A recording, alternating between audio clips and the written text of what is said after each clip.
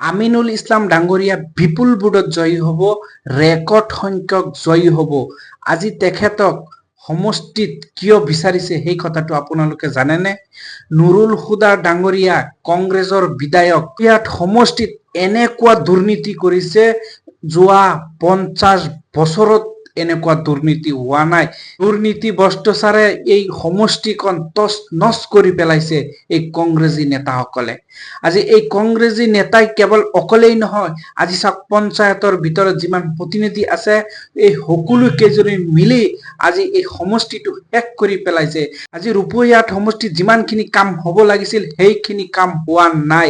আজি এইবোৰ কামৰ প্ৰতি অসন্তুষ্টিত হৈ আমিনুল ইছলাম ডাঙৰীয়াক ৰিকুৱেষ্ট কৰি সমষ্টিবাসী ৰাইজে তেখেতক আনিছে, যাতে এই সমষ্টিটো কংগ্ৰেছৰ কিছুমান ভ্ৰষ্টাচাৰী নেতাসকলৰ পৰা যাতে এই সমষ্টিটো ৰক্ষা পৰে, এই সমষ্টিবাসী যাতে অলপ উন্নয়নৰ মুখ দেখিব পাৰে, সেই বুলি আমিনুল ইছলাম ডাঙৰীয়াক ৰিকুৱেষ্ট কৰি আজি এই সমষ্টিবাসী ৰাইজে তেখেতক ইয়াত আনিছে।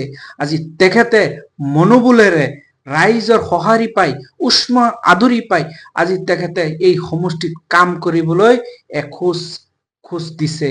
কিন্তু সমষ্টিত ৰেকৰ্ড সংখ্যক জয়ী হ'ব, বিপুল ভোটেৰে জয়ী হ'ব, কাৰণ সমষ্টিবাসী ৰাইজ সকলোৱে তেখেতৰ লগত আছে। ৰূপৈয়াত সমষ্টিত আপুনি য'তেই যায়, চুকে কোণে গাঁৱে বুৱে য'তেই যায়, কেৱল মাত্ৰ আমিনুল ইছলাম। মোৰ কথা মিছা হ'ব পাৰে, আপুনি ৰূপৈয়াত গৈ যিকোনো মানুহ এজনক আপোনাৰ পছন্দ অনুযায়ী যিকোনো মানুহ এজনক সোধক এইবাৰ ভোট আপুনি কাক দিব। চিধা কথা স্পষ্ট কথাৰে ক'ব যে আমি আমিনুল ইছলামক দিম।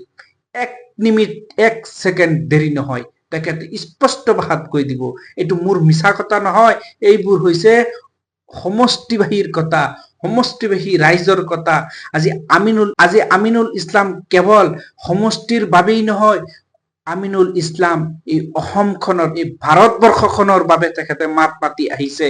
আজি আপোনালোকৰ যিকোনো ক্ষেত্ৰতে হওক, যিকোনো আপদ বিপদ, যিকোনো সমস্যাই হওক, তেখেতে সৰ্বপ্ৰথম মাত মাতিবলৈ থকা বাঘৰ নিচিনা গৰজি উঠা এজন ব্যক্তি, সেইজনেই হৈছে আমিনুল ইছলাম। আৰু আমিনুল ইছলামে কেৱল সমষ্টি নহয়, গোটা ভাৰতবৰ্ষৰ চিন্তা চৰ্চা তেখেতৰ। এই জাতিৰ সুৰক্ষা দিবলৈ, এই জাতিৰ হৈ মাত মাতিবলৈ, এই জাতি কেনেকৈ শান্তিত থাকিব সেইবোৰ চিন্তা চৰ্চা। আজি শিক্ষাৰ দিকেই হওক, আজি বিভিন্ন ক্ষেত্ৰতে হওক, তেখেতে এইবোৰ চিন্তা চৰ্চা কৰে। আৰু চিন্তা চৰ্চাই নহয়, তেখেতে হাতে কামে কাম কৰি দেখুৱাই আছে। আজি ডিং সমষ্টিত কিমান কাম কৰিছে আপোনালোকে নিজে দেখা পাইছে। আজি আৰু বিপুল ভোটত জয়ী হ'ব স্পষ্ট হৈ পৰিছে। ৰাইজে সকলোৱে কৈ আছে এইবাৰ আমিনুল ইছলাম ডাঙৰীয়া বিপুল ভোটত ৰেকৰ্ড সংখ্যক ভোটেৰে তেখেতে জয়ী হ'ব।